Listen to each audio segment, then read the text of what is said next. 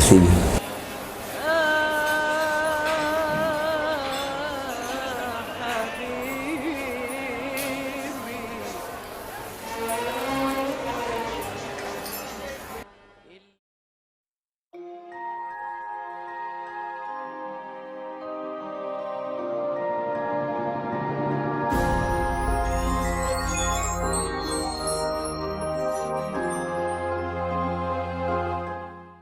السلام عليكم ورحمة الله وبركاته. النهاردة مع الحلقة الخامسة من حميدة في رمضان.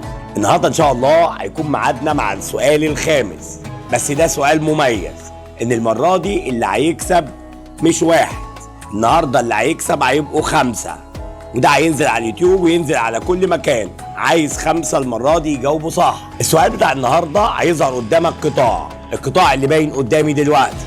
القطاع ده انت درست حاجة اسمها القاطع والمقطوع وعارف مبدأ على الاساس ده. تعالى على الاساس ده اختار جملة صح من اللي هتظهر قدامك. بص كده معايا. اول حاجة، الجسم الناري الكتلي اخر الاحداث الجيولوجية تكوينا، ولا العرق الناري اقدم عمرا من الجسم الناري ايه، ولا الطيات قاطعة للعروق النارية، ولا العرق الناري قاطع لدورتين ترسيبيتين. دور بقى واقعد ركز شويه واختار الاجابه الدقيقه وادق اجابه فيهم من فضلك.